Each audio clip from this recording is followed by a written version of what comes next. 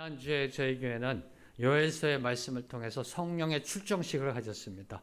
얼마나 흥분되고요. 얼마나 감동이 있었는지 모릅니다. 자, 이제 오늘 말씀부터 연말까지 세 번 주일, 성탄절의 말씀, 그리스도께서 이 땅에 오신 그 하나님의 말씀을 통해 은혜 받고자 합니다. 특별히 이 다윗의 자손으로 오시는 예수 그리스도, 모세보다 더 크신 분으로 오시는 예수 그리스도, 그리고 둘째 아담으로 오시는 예수 그리스도에 대해서 오늘 그리고 다음 주 그리고 마지막 주에 계속해서 주님의 은혜를 받고자 합니다.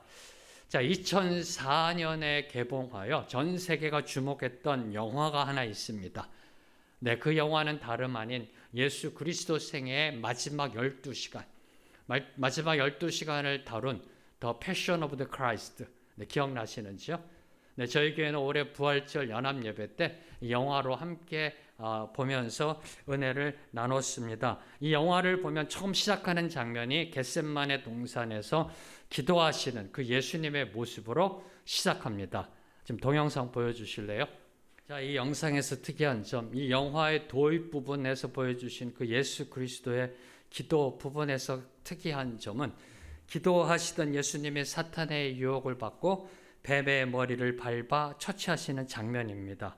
이게 왜 특이하냐? 왜냐하면 성경을 보면 예수님이 겟셋마네 동산에서 기도하실 때 뱀의 머리를 밟았다라는 기록이 없기 때문입니다. 그 어느 성경을 봐도요, 예수님이 겟셋마네 동산에서 기도하실 때 뱀의 머리를 밟았다라는 기록이 없습니다. 자, 그러면 예수님이 뱀의 머리를 밟는 모습은 어디서 온 것일까요? 이 영화 패션 오브 더 크라이스트의 감독이자 제작자인 멜 깁슨의 상상력일까요? 과연 그 모습은 어디서 온 모습일까요? 예수님이 뱀의 머리를 밟는 모습은 다름 아닌 창세기 3장 15절의 말씀을 비유한 것입니다. 창세기 3장 15절을 보면 하나님은 아담과 하와를 유혹하고 범죄케 만든 사탄에게 이렇게 말씀하십니다. 내가 너로 여자와 원수가 되게 하고 내 후손도 여자의 후손과 원수가 되게 하리니 여자의 후손은 내 머리를 상하게 할 것이요 너는 그의 발꿈치를 상하게 할 것이니라. 바로 이 말씀, 하나님이 사탄에게 예언하신 그 말씀이 이제 예수님에 의해 성취되었음을 보여주고자 하는 장면이 지금 저와 여러분이 본 그 장면입니다. 자, 이렇게 성경은 창세기부터, 성경은 성경의 처음부터 예수 그리스도에 대하여 예언하고 있습니다. 그 중에서도 특히 이사야 7장 14절을 보면 예수님의 탄생에 대해서, 예수님의 성탄에 대해서 이렇게 예언합니다. 보라, 처녀가 잉태하여 아이를 낳을 것이요 그의 이름을 임마누엘이라 하리라. 보라, 처녀가 잉태할 것이다. 처녀가 아이를 낳을 것이다. 그의 이름이 임마누엘이라 할 것이다. 임마누엘, 엘 하나님, 하나님이 우리와 함께 하신다. 바로 그분이 예수 그리스도이심을 마태복음 1장 23절에서 선포하고 있습니다. 보라, 처녀가 잉태하여 아이를 낳을 것이다. 그의 이름은 임마누엘인데 그분이 바로 예수 그리스도이시다. 바로 이 말씀으로 어느 교회에서요, 목사님이 성탄의 기쁨을 선포하였습니다. 그러자 이 설교의 말씀을 들은 교회 청년들이 목사님한테 이렇게 질문하였습니다. 목사님, 어떻게 동정녀 처녀 마리아가 아이를 낳을 수 있습니까? 말도 안 되는 소리입니다. 이런 청년들의 항의를 듣던 옆에 있던 장로님이 이렇게 말씀하셨다 합니다. 야, 마리아의 남편인 요셉도 가만히 있는데 너희들이 왜 난리야? 네. 그 장로님이 바로 구봉서 장로님이십니다. 네. 마리아 남편 요셉도 가만히 있었는데 왜 너희들이 난리야? 자, 그러면 선지자 이사야가 예언한 보라, 처녀가 잉태하여 아이를 낳을 것이요. 처녀가 아이를 낳을 수 있나요? 처녀가 아이를 낳을 수 있나요? 하나님이 허락하신 남녀간의 합법적인 그 관계를 벗어나 처녀가 아이를 낳을 수 있나요? 어떻게 생각하시는지요? 네, 우리 형제님들은 잘 몰라도 자매님들은 답을 알고 계시잖아요. 네. 처녀가 아이를 낳을 수 있나요? 네, 그 답은 yes. 아이를 낳을 수 있습니다. 놀라셨어요? 네, 의학의 도움을 받으면 지금은 처녀도 아이를 낳을 수가 있습니다. 처녀도 원하기만 하면 뭘 통해서? 인공수정을 통하여 처녀도 아이를 낳을 수가 있습니다. 이것이 팩트입니다. 처녀도 원하면 인공수정하여 아이를 낳을 수도 있습니다. 뭘 의미할까요? 인간도 처녀를 아이 낳게 만드는데 신이라는 존재가 처녀를 통하여 아이를 낳지 못하게 한다면 그게 신일런지요? 그런 신 믿지 마세요. 네. 인간도 처녀로 아이를 낳게 만드는 시대인데 신이라는 존재가 처녀를 통하여 아이를 잉태하지 못하게 한다면 그게 신일런지요? 하나님은 성경을 보면 예수님이 성령으로 잉태되었다라고 선포되어 있습니다. 하나님은 성령 수정하신 겁니다. 인간은 인공 수정이지만 하나님은 성령 수정하셔서 예수 그리스도께서 처녀의 몸을 통해 이 땅에 오신 겁니다. 선지자 이사야가 예언한 이 예언이 있은 지 700년 뒤에, 약 한 750년 뒤에 하나님의 아들 그리스도가 동정녀 마리아를 통해 인간의 모습으로 이 땅에 오셨습니다. 이렇듯 성경을 보면은 예수 그리스도의 오심, 그리고 그분이 오셔서 이 땅에서 이루실 사역에 대해서 최소 200개 예언이 기록되어 있습니다. 어느 구약학자는 350개로 보는데 저는 조금 보수적으로 봐서요, 최소 한 200개 정도의 예언들이 있습니다. 뭐에 대해서? 하나님의 아들 그리스도가 이 땅에 오신다. 창세기 3장 15절부터 시작해서 그분이 오셔서 이루실 사역에 대해서 최소 200개 예언이 기록되어져 있고요. 특별히 이 최초의 인류 아담으로부터 아브라함, 모세, 여호수아 등 다윗에 이르기까지 그 성경 인물들과 연계하여 그리스도가 오심이 예언되어 있습니다. 그들의 삶을 통하여 예수님이 어떤 모습으로 어떻게 오셔서 어떻게 사역하실 건가 예언되어 있습니다. 그래서 이것을 그리스도의 예표라고 합니다. 성경 인물들을 통해 그리스도가 어떻게 오실지 좀 더 신학적인 용어로 표현하면 타이폴로지컬 예언이라고 합니다. 바로 이 예언들 중에 오늘 말씀은 그리스도가 다윗의 자손으로 오신다, 다윗의 후손으로 오신다란 그 예언의 근거가 되는 말씀입니다. 오늘 저와 여러분이 읽은 말씀 소위 다윗 언약이라고 선포되는 그 말씀을 통해 오늘 은혜를 받고자 합니다. 자, 다윗은 이스라엘을 통일한 후에요, 남유다와 북이스라엘을 통일한 후에, 통일 왕국을 세운 후에 제일 먼저 하나님의 임재를 상징하는 언약궤를 예루살렘으로 옮깁니다. 왜요? 하나님이 계셔야 되니까. 하나님의 임재를 상징하는 언약궤를 예루살렘으로 옮기고, 그리고 나서 그 언약궤를 모실, 하나님의 임재를 모실 성전을 건축할 계획을 세웁니다. 자, 이에 대해서 하나님은 내가 나를 위하여 내가 살 집을 건축하겠느냐라고 반문하시면서 다윗은 하나님의 성전을 세울 수 없음을 분명하게 말씀하셨습니다. 그리고 나서 오늘 말씀 8절부터 16절까지 그 유명한 소위 다윗 언약을 하나님이 선포하신 겁니다. 이 말씀을 통해서 오늘 주신 말씀 8절에서 16절까지 이 다윗 언약의 말씀을 통해서 특별히 오늘날 이 크리스마스의 본질이 무엇인지를 저희들이 은혜 받고자 합니다. 8절과 9절에 계시되어 있는 그 크리스마스의 본질, 그리고 크리스마스가 의미하는 것이 무엇인지에 대해서 12절과 16절에서 은혜 받고자 합니다. 자, 우선 먼저 다윗 언약이라는 것은요, 만왕의 왕이시고 만주의 주이신 그리스도께서 다윗의 후손으로 오신다, 다윗의 자손으로 오신다, 그분이 오셔서 영원히 왕노릇 하실 것이다 가 계시되어 있는 예언이 다윗 언약입니다. 오늘 말씀입니다. 소위 메시아 언약입니다. 메시아가 오심에 대한 언약입니다. 자, 그 언약은요, 다윗이 하나님을 위해 집을 지어주는 것이 아니라, 잘 들으십시오, 인간이 신을 위해 집을 지어주는 것이 아니라 신이신 하나님이 그 다윗을 위해 영원한 집을 지어주실 것을 약속함으로 시작됩니다. 8절과 9절 말씀, 두 구절 말씀 함께 읽겠습니다. 시작. 그러므로 이제 내 종 다윗에게 이와 같이 말하라.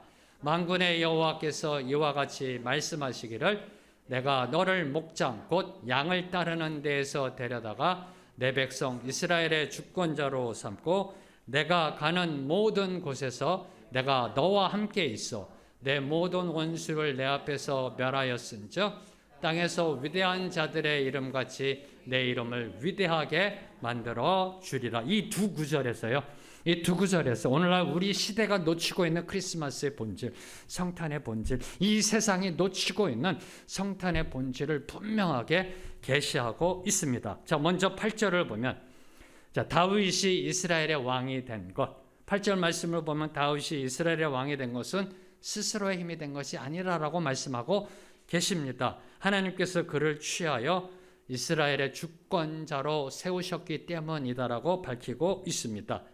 이미 저와 여러분이 잘 알고 있듯이 다윗은 이스라엘의 작은 시골 마을 베들레헴 출신입니다. 그렇죠? 네, 베들레헴 출신이고요. 그리고 베들레헴의 시골 촌부 2세의 8아들 가운데 막내였었습니다.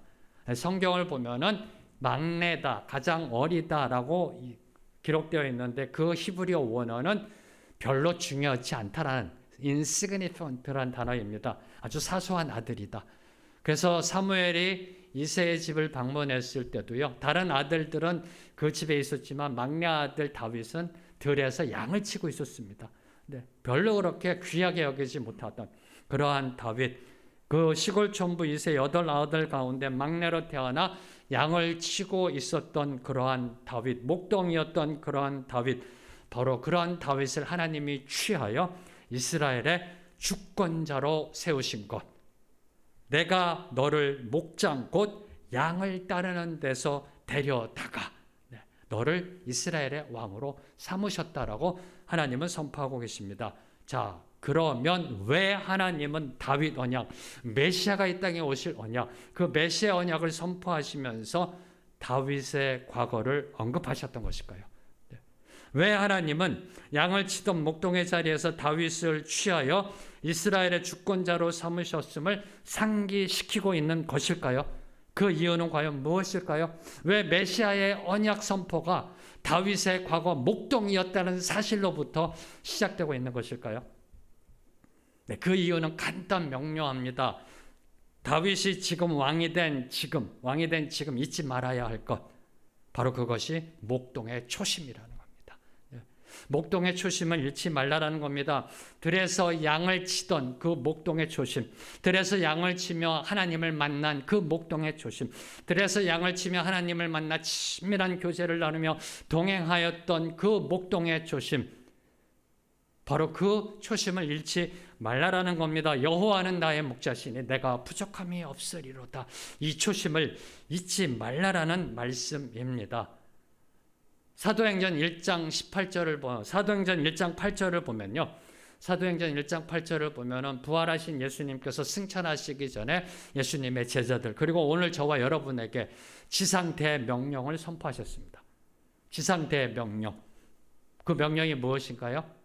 예루살렘으로부터 유다와 사마리아와 땅끝까지 이르러 복음의 증인이 되리라. 명령입니다. 지상대 명령을 선포하셨습니다. 예루살렘으로부터 땅끝까지 복음의 증인이 되라라고 말씀하셨습니다. 그런데 예수님이 죽음에서 부활하시고 나서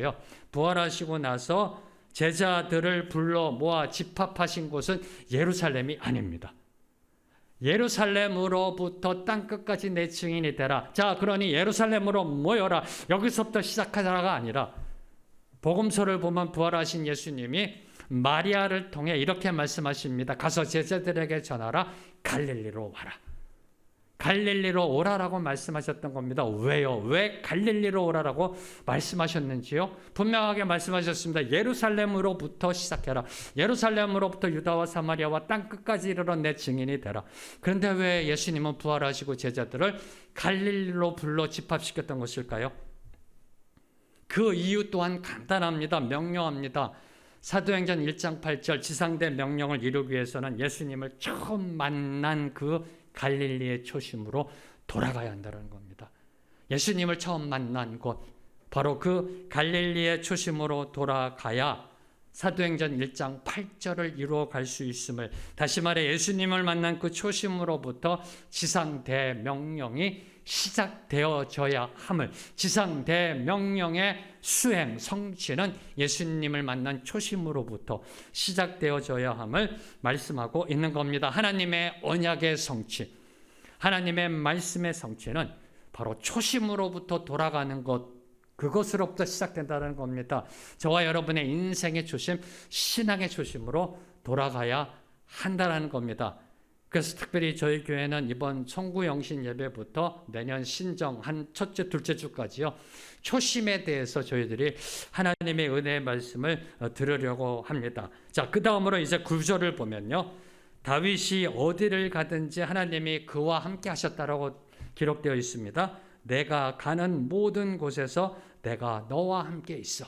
내가 어디를 가든지 내가 너와 함께 있었다. 함께 있을 것이다. 그래서 모든 대적을 물리치셨다. 이 사실을 상기시키며 이 세상에서 다윗의 이름을 존귀하게 만들어 주시겠다라고 고백합니다. 이게 9절입니다. 네가 어딜 가든지 내가 너와 항상 함께 있다. 그래서 내가 너를 존귀하고 위대한 자로 만들어 주겠다라고 약속하십니다. 이는 한마디로 우리 인생의 축복의 본질은 어디에 있다? 하나님과 함께함에 있다는 겁니다. 하나님의 함께하심에 우리 인생에 축복의 본질이 있음을 보여주고 있는 겁니다. 하나님이 함께하심은 우리 성도 저와 여러분의 삶을 이 세상에 있는 그 어떤 것보다도 위대하고 보배롭고 존귀하게 만들어 주신다라는 겁니다. 크리스마스도 이 시즌도 예외가 아닙니다. 여러분에게 한 가지 질문하겠습니다. 자, 크리스마스 하면 떠오르는 게 뭘까요? 제일 먼저 떠오르는 거? 크리스마스 하면 제일 먼저 생각나는 거? 네, 벌써 여러분의 마음속에 있을 겁니다. 크리스마스 하면 뚝 떠오르는 거. 네. 어느 단체에서요, 이 크리스마스 하면 제일 먼저 떠오르는 것에 대해서 설문을 한 적이 있습니다. 많은 사람을 통해 설문했고요. 통계학적으로 자료가 나왔는데 많은 사람들이 대답한 거. 첫 번째 제 1위가 뭔지 아세요?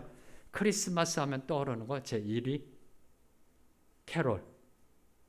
2위는요. 봐야 돼요. 네. 2위는 선물. 네. 크리스마스 하면 떠오르는 거. 3위는요. 트리. 4위는요. 화이트 크리스마스. 그리고 양말, 영화, 파티, 축제. 근데 안타까운 것은 예수가 없습니다. 크리스마스 하면 떠오르는 거, 크리스마스 하면 생각나는 거, 예수가 없다라는 겁니다. 성도도 예외가 아닙니다. 물론 크리스마스 성탄 예수님이 오신 날 압니다. 그런데 크리스마스 하면 떠오르는 게 뭐세요? 네. 크리스마스 하면 떠오르는 게 예수가 없다라는 겁니다. 오늘날 성탄은요, 인간이 만든 크리스마스입니다.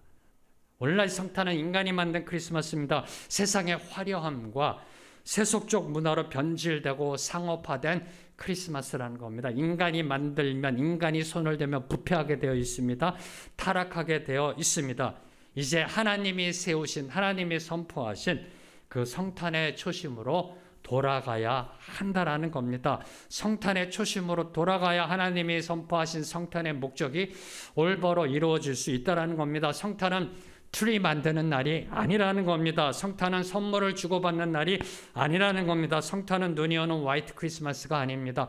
성탄은 캐롤이 울려 퍼지고 네온 사인이 화려하게 반짝거리는 그러한 날이 아니라는 겁니다. 성탄은 예수 그리스도가 오신 날입니다. 성탄의 초심은 예수 그리스도입니다. 그분께로 돌아가야 합니다. 그래야 성탄의 목적이 올바로 성취될 수 있습니다. 저와 여러분이 이제 초심으로 돌아가야, 성탄의 초심인 그리스도께로 돌아가야 세상이 해피 할러데이스라고 외치지 못합니다. 해피 할러데이스가 메리 크리스마스로 바뀌게 되는 것, 그것은 바로 저와 여러분이 이제 초심으로 돌아가야 됩니다. 크리스마스의 본질은 예수 그리스도라는 겁니다. 그 초심으로 돌아가야 한다는 겁니다. 자, 오늘 우리가 먼저 한번 미리 서로에게 인사하겠습니다. 옆에 계신 분을 향해 이렇게 인사합니다. 메리 크리스마스. 네. 좋지 않으세요?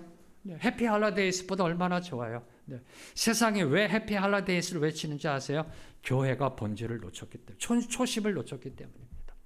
자, 두 번째로 또 하나 저와 여러분이 기억해야 될 거, 크리스마스의 본질적 축복은 선물이 아니라는 겁니다. 네. 크리스마스 하면은 서로 선물을 주고받고요. 크리스마스의 축복은 선물이라고 생각합니다. 서로의 사랑을 전하고요. 서로 사랑으로 주고받는 선물. 우리 아이들에게는 산타의 선물. 심지어 하나님이 주시는 선물도 크리스마스의 본질적 축복이 아닙니다. 잘 들으세요. 크리스마스의 본질적 축복은 하나님이 주시는 선물도 아닙니다. 크리스마스의 본질적 축복은 하나님의 함께 하심입니다. 하나님의 임마누엘 그 자체이십니다. 보라, 처녀가 잉태하여 아이를 낳을 것이니 그의 이름을 임마누엘이라 하리라. 임마누엘, 그것이 성탄의 본질적 축복이라는 겁니다. 그 임마누엘이신 주님의 임재 안으로 들어가 동행하는 것이 크리스마스입니다. 오늘날 이 시대가 놓치고 있는 가장 중요한 두 본질적인 측면, 성탄의 초심을 놓쳤다라는 거고요. 크리스마스가. 두 번째는 이 크리스마스가 하나님과 함께 하심이라는 이 본질적 축복을 놓치고 있다라는 겁니다. 세상에서 축복을 찾고 있다라는 겁니다. 자, 이제 10절과 11절을 보면은 하나님은 친히 세우시는 그 다윗 왕조를 통해서 이스라엘의 온전한 평강을 약속하십니다. 하나님의 평화가 이루어질 것을 약속하시고요. 그리고 나서 이제 12절부터는 그런 다윗 왕조를 어떻게 세워 가실 것인가? 그런 다윗 왕조를 하나님이 어떻게 세워 가실 것인가에 대해서 예언하고 있습니다. 먼저 12절과 13절 말씀 함께 읽겠습니다. 시작. 내 수완이 차서 내 조상들과 함께 누울 때 내가 내 몸에서 날 내 씨를 내 뒤에 세워 그의 나라를 견고하게 하리라. 그는 내 이름을 집을 건축할 것이요 나는 그의 나라 왕위를 영원히 견고하게 하리라. 이 두 구절이 상당히 중요합니다. 크리스마스를 이해하는 데 상당히 중요한 구절이 12절과 13절입니다. 자, 12절에서는 다윗이 죽은 뒤에 지금 하나님은 다윗을 통해 언약을 선포하십니다. 그런데 그 언약을 들은 다윗이 죽은 뒤에 그의 후손이 그의 왕국을 든든하게 세워갈 것을 약속하십니다. 그리고 13절은 그 후손이 여호와의 이름을 위한 집을 짓고요. 하나님은 그의 왕위를 견고하게 해줄 것을 예언하고 있습니다. 이 12절과 13절 두 구절이 주고 있는 것은 하나님의 집과 다윗 왕조, 하나님의 집과 다윗 왕조 모두 하나님에 의해 세워지는 나라라는 겁니다.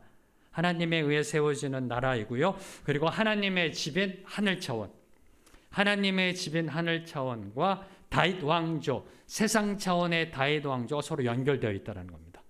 이걸 지금 12절과 13절이 이야기하고 있는 건 조금 어렵습니다. 그러나 여러분이 이해하고 가셔야 됩니다. 다시 한번 선포합니다. 하나님의 집, 하나님의 성전, 하나님의 집과 다윗 왕조 모두 다 하나님이 세우시는 나라다. 그리고 하늘 차원의 하나님의 집과 세상 차원의 다윗 왕조는 서로 연결되어 있다는 것이 선포된 것이 12절과 13절입니다. 이 팩트가 주고 있는 두 가지의 영적 메시지. 첫 번째, 하나님의 나라와 세상 나라는 서로 분리된 이원론의 나라가 아니다. 하나의 나라이다. 하나님의 나라와 세상 나라는 분리된 이원론의 나라가 아니라 하나의 나라이라는 겁니다. 모든 것이 하나님의 나라라는 겁니다. 그래서 인간에 의해 세워지는 것은 짝퉁입니다. 인간에 의해서 만들어진 것은 가짜입니다. 오직 하나님의 뜻에 의해 세워진 다윗 왕조만이 진짜요, 정답이요, 진실이라는 겁니다. 뭘 의미할까요? 예수 그리스도가 없는 크리스마스는 가짜라는 겁니다. 그게 바로 오늘날 저와 여러분이 보고 듣고 경험하는 크리스마스입니다. 이번 크리스마스도 예외가 아니고 세상을 보세요. 예수 그리스도가 없는 크리스마스는 가짜 크리스마스라는 겁니다. 다윗 혈통을 통하여 오시는 그리스도만이 영원한 하나님의 나라인 메시아 왕국을 선포하고 세우실 것입니다. 다시 선포합니다. 다윗의 후손으로 오시는 그리스도만이 영원한 하나님의 나라를 선포하고 세우실 것입니다. 이것을 계시하는 것이 크리스마스입니다. 여러분이 알고 있는 이 크리스마스의 그 의의를 뛰어넘는 선포가 하나님이 선포하신 크리스마스라는 겁니다. 8절과 9절에서 크리스마스의 본질이 무엇인지를 말씀해 주셨고, 이제 12절부터 16절까지 크리스마스가 의미하는 것이 무엇인지, 의미하는 바가 무엇인지를 말씀하고 계시는 겁니다. 이것을 계시하는 것이 크리스마스입니다. 두 번째로 하나님의 집과 다윗 왕조가 연결되어 있다라는 것, 하늘 차원의 하나님의 집과 세상 차원의 다윗 왕조가 연결되어져 있다라는 것은 하나님이 인간이 되어 왕으로 오실 것을 암시하는 겁니다. 다시 선포합니다. 하늘 차원의 하나님의 집과 세상 차원의 다윗 왕조가 서로 연결되어져 있다라는 것. 하늘의 왕이신 그분이 이 땅의 왕으로 오신다. 어떻게요? 인간이 되어서. 바로 이 부분이 암시되어져 있는 겁니다. 온 우주 만물 하늘의 왕이신 그분께서 인간이 되으셔서 만왕의 왕 만주의 주로 오신다라는 것이 암시되어 있는 것이 바로 이 12절과 13절의 말씀인 바로 그 왕이 예수 그리스도이십니다. 증명하겠습니다. 12절을 보면요. 이를 증명하는 것이 12절입니다. 12절을 보면 하나님은 다윗의 후손을 언급하시며 내 아들이다라고 안 하십니다. 12절을 보세요. 내가 내 몸에서 날 내 씨라고 이야기합니다. 내 씨. 내 아들이라고 이야기 안 합니다. 내 씨가 내 나라를 세우게 될 것이라고 말하고 있습니다. 여기서 주목하는 거, 내 씨로 번역된 원어 히브리어 제라. 이 제라는 복수형이 아니라 단수형이라는 겁니다. 다윗의 후손이 한두 명입니까? 근데 복수형이 아니라 단수형으로 쓰여지고 있다라는 겁니다. 이 단수형의 제라, 이 단수형의 히브리어 원어 제라가 바로 창세기 3장 15절에서 예언된 여자의 후손입니다. 창세기 3장 15절의 여자의 후손, 하나님이 예언하신 여자의 후손이 사탄의 머리를 상하게 할 것이다. 그 여자의 후손에 해당하는 원어가 제라입니다. 뭘 의미할까요? 뭘 의미할까요? 창세기 3장 15절에서 하나님이 예언하신 그 여자의 후손이 누구다? 바로 다윗의 자손으로 오시는 예수 그리스도이시다라는 겁니다. 바로 이것을 선포하고 세상에 알리는 것이 크리스마스입니다. 이것이 크리스마스의 본질적 의의요, 그 의미라는 겁니다. 크리스마스는 일터와 일상에서 못 보던 사람들만 함께 식사하는 게 아닙니다. 올 한 해를 보내면서 사람들을 만나 식사하며 올 한 해를 뒤돌아보는 게 아닙니다. 크리스마스는 쇼핑하는 시즌이 아닙니다. 크리스마스는 창세기 3장 15절에 예언된 그 여자의 후손이 드디어 이 땅에 오셨다라는 것을 선포하며 증거하는 것이 바로 크리스마스라는 겁니다. 자, 그러면 이제 저와 여러분이 마지막으로 살펴봐야 될 것, 그럼 어떻게 하나님이 다윗의 왕조를 하나님의 집으로 세워 가시는가? 어떻게 다윗의 왕조가 영원한 하나님의 집으로, 흔들림 없는 굳건한 하나님의 집으로 세워져 가시는가? 13절을 보세요. 그의 나라 왕위를 영원히 견고하게 하리라라고 말씀하고 계십니다. 어떻게 다윗 왕조가 영원히 견고하게 하나님의 집으로 세워져 가는가? 14절과 16절 말씀 함께 읽겠습니다. 시작. 나는 그에게 아버지가 되고 그는 내게 아들이 되리니 그가 만일 죄를 범하면 내가 사람의 매와 인생의 채찍으로 징계하려니와 내가 내 앞에서 물러나게 한 사울에게서 내 은총을 빼앗은 것처럼 그에게서 빼앗지는 아니하리라. 내 집과 내 나라가 내 앞에서 영원히 보존되고 내 왕위가 영원히 견고하리라 하셨다 하라. 첫 번째, 어떻게 세워져 가는가? 14절 말씀. 14절 말씀을 보면 하나님이 친히 그의 아버지가 되고 그는 하나님의 아들이 되므로, 하나님이 친히 그의 아버지가 되고 그리고 그는 하나님의 아들이 되므로 다윗 왕조가 하나님의 집으로 영원히 세워져 갈 것을 말씀하고 계십니다. 이는 앞서 9절에서 하나님이 함께 하신다, 하나님이 함께 하신다를 보다 구체적으로 설명하는 겁니다. 어떻게 함께 하시는가? 부모 자식 간의 관계로.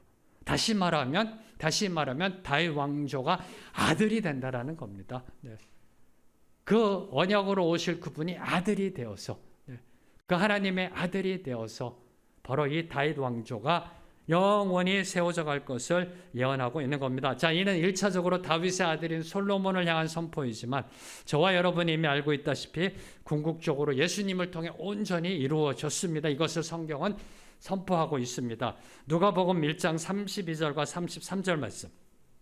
이 두 구절의 말씀을 보면 잘 보세요. 32절에 그가 예수님이 메시아가 큰 자가 되고 지극히 높으시니 하나님의 아들이라 일컬어질 것이요 주 하나님께서 그 조상 다윗의 왕위를 그에게 메시아에게 예수님에게 주리시리니 영원히 야곱의 집을 왕으로 다스릴 것이며 그 나라가 무궁하리라. 네, 성경은 다윗의 후손 예수 그리스도가 하나님의 아들이심을 선포합니다. 오늘 다윗에게 지금 하나님이 언약을 선포하시는 이 말씀, 나는 그에게 아버지가 되고 그는 내게 아들이 될 것이다. 그래서 그의 나라가 영원히 세워질 것이다. 그 아들이 누구인가? 예수 그리스도이시다. 성경이 선포하는 겁니다. 그 예수 그리스도 하나님의 아들이신 그에게 하나님의 권위와 통치권이 주어져서 하나님의 나라를 영원히 다스릴 것이다. 이미 저와 여러분이 알고 있는 겁니다. 그렇죠? 우리가 믿음으로 고백하는 겁니다. 그렇죠? 그런데 감사한 거, 정말 감사한 거, 이 언약의 축복이요. 이 언약의 축복이 예수 그리스도를 믿는 자들에게까지 선포되고 이루어지고 있다는 겁니다. 이 놀라운 언약의 축복이요. 이 언약의 축복이 예수 그리스도를 믿는 자들에게까지 선포되고 있다는 겁니다. 고린도후서 6장 18절 말씀. 함께 선포합니다. 시작. 너희에게 아버지가 되고 너희는 내게 자녀가 되리라. 전능하신 주의 말씀이니라 하셨느니라. 너희는 내게 자녀가 되리라. 너희는 예수 그리스도를 믿는 너희는 내게 하나님에게 자녀가 되리라. 여기에 자녀는 아들들, 딸들, 복수형입니다. 아들들, 딸들, 복수형. 이는 다윗을 통해 선포하신 하나님의 언약이 그 씨, 다윗 내 씨, 단수형 예수 그리스도를 통하여 이제 누구에게? 모든 믿는 성도들에게, 복수의 성도들에게 확장되었음을 선포하는 말씀입니다. 다시 말해 복수의 하나님의 자녀들, 한 씨를 통해 하나님의 나라가 이 땅에 임하여졌고 그 축복이 드디어 복수의 하나님의 백성들, 언약 백성인 저와 여러분, 교회, 이 공동체를 통하여 다윗의 언약이 성취되고 있다는 겁니다. 오늘 저와 여러분을 통해서, 오늘 저와 여러분의 삶을 통해서, 예수 그리스도를 믿는 저와 여러분을 통해서 하나님의 영원하신 나라가 세워지고 있다는 겁니다. 별로 감격이 없으세요? 네. 감격이 없으세요, 이게요? 네. 이게 성경이 선포하는 진리입니다. 다시 선포합니다. 예수 그리스도를 믿는 저와 여러분을 통해서 하나님의 아들, 딸 된 우리를 통해서 그분의 영원하신 나라가 세워져 가고 있다라는 겁니다. 이걸 선포하는 게 크리스마스라니까요. 자꾸만 크리스마스를 너무 작게 생각해요. 우리 인간의 관점으로 생각해. 크리스마스는 하나님이 인간으로 성육하신 날, 그날만을 의미하는 게 아닙니다. 크리스마스가 무엇을 의미하는가 이제 올바로 알고요. 크리스마스를 이 땅에 선포해야 된다니까요. 저와 여러분이 누구라고요? 하나님의 자녀됨. 이걸 선포하는 게 크리스마스라니까요. 저와 여러분이 하나님의 자녀됨으로 영원한 하나님의 나라가 지금 세워져 가고 있음을 세상을 향해 증거하는 것이 크리스마스라니까요. 다시 선포합니다. 크리스마스는 쇼핑하는 시즌이 아닙니다. 크리스마스는 일터와 일상의 지인들과 식사하는 그런 날이 아닙니다. 크리스마스는 박싱데이가 아닙니다. 크리스마스는 내가 하나님의 자녀가 되었다. 내가 하나님의 그 아들, 딸이 되었다. 그리고 나를 통해 하나님의 나라가 지금 영원히 세워지고 있다. 그걸 선포하는 날입니다. 그리고 두 번째로 어떻게 다윗 왕조가 하나님의 나라로 굳건히 세워져 가는가? 15절 말씀입니다. 자, 15절 말씀을 보면은 내가 내 앞에서 물러나게 한 사울에게서 내 은총을 빼앗은 것처럼 그에게서, 누구에게? 아들에게서, 그죠? 그에게서 빼앗지 아니하리라. 하나님의 은총으로 다윗 왕조가 영원히 세워져 갈 것을 약속하고 계십니다. 하나님의 은총. 네, 여기에 은총이라는 것, 번역된 히브리어 원어는 여러분이 익히 들어 아는 단어입니다. 어떤 단어요? 헤세드라는 단어. 들어보셨는지요? 네, 헤세드. 네. 바로 이 헤세드, 은총이란 단어는 하나님의 언약적 사랑을 의미합니다. 언약 백성들을 향한 사랑, 하나님의 백성들을 향한 사랑, 영원히 변치 않는 사랑, 신실하신 그 사랑, 바로 그 헤세드의 사랑이 절정을 이룬 것이 예수님의 십자가입니다. 로마서 5장 8절 말씀 함께 선포합니다. 시작. 우리가 아직 죄인 되었을 때 그리스도께서 우리를 위하여 죽으심으로 하나님께서 우리에 대한 자기의 사랑을 확증하셨느니라. 저와 여러분이 아직 예수님을 모를 때, 아직 예수 그리스도를 영접하지 못했을 때, 죄인 되었을 때 이미 예수님은 저와 여러분을 위해 십자가에 못 박혀 죽으심으로 저와 여러분을 향한 하나님의 사랑을 확증하셨다. 성탄은 바로 이 하나님의 사랑의 확증입니다. 성탄은 하나님의 사랑의 확증입니다.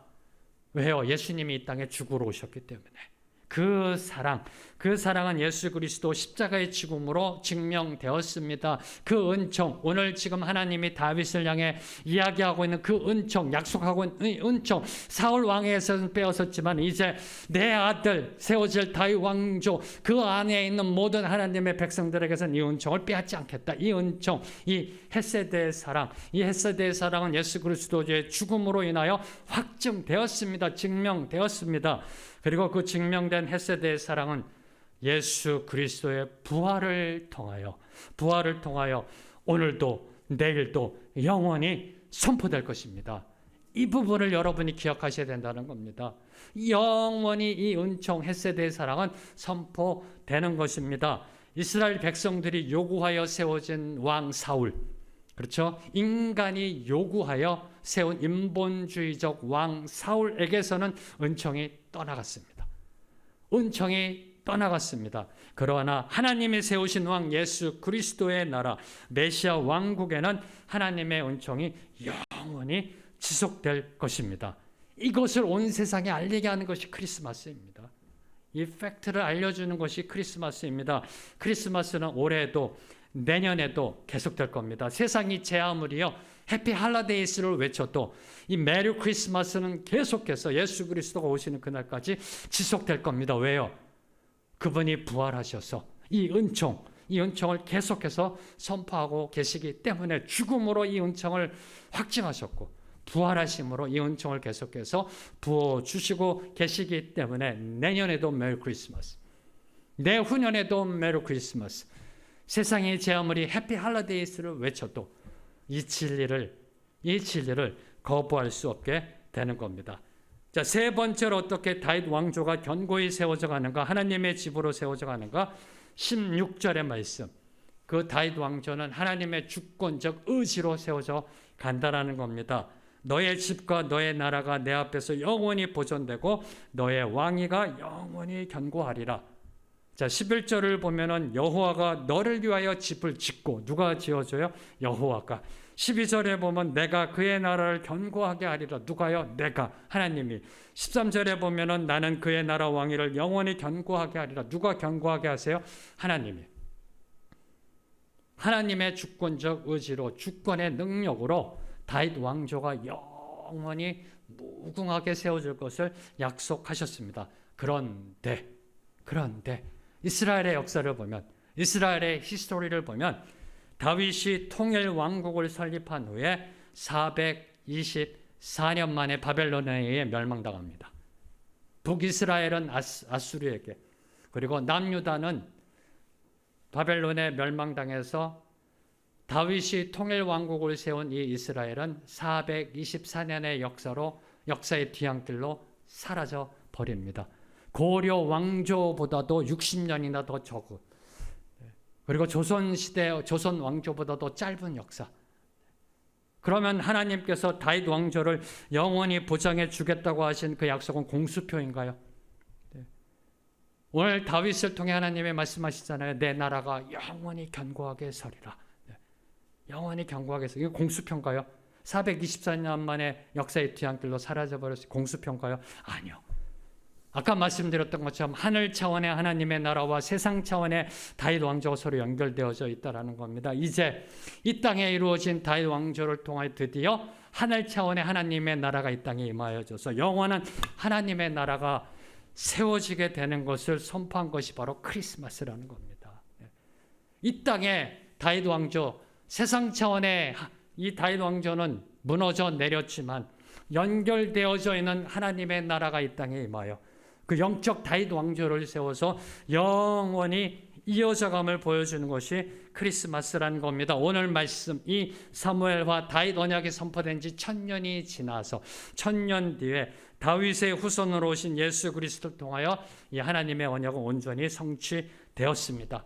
하나님의 아들 예수 그리스도가 이 땅에 오시자마자 제일 먼저 선포하신 거, 하나님의 나라가 임하였다. 하나님의 나라가 가까이 임했다.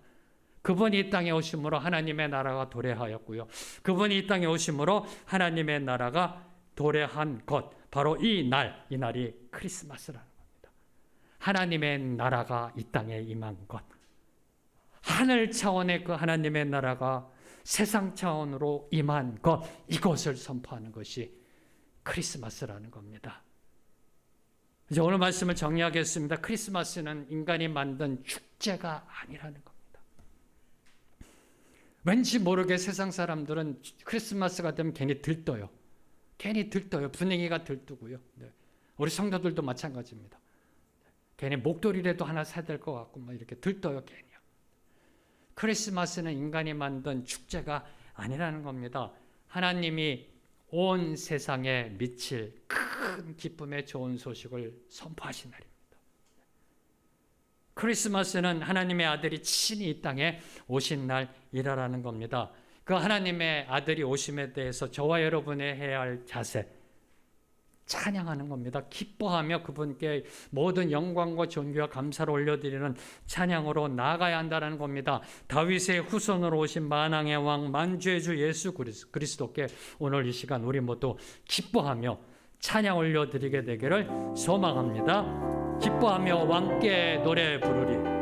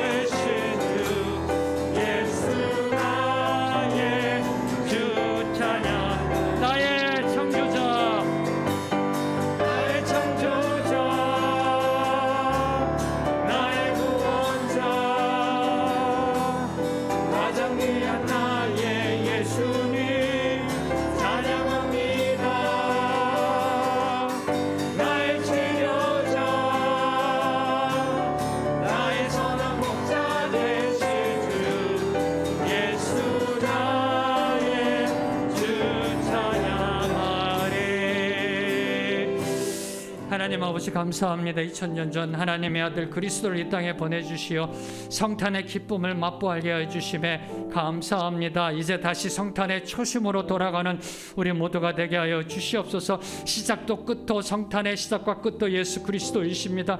예수 그리스도께로 돌아가 임마누엘이신 그 주님 안으로 들어가 이 크리스마스를 온전히 이 땅에 선포하는 우리 모두가 되게 하여 주시옵소서. 주님이 오신 그날 기뻐하며 왕께 찬양 올려드리며 성탄이 크리스마스가 의미하는 것이 무엇인지 제대로 올바로 이 땅에 선포하는 우리의 삶이 되게 하여 주시옵소서. 예수님의 이름으로 기도합니다. 아멘.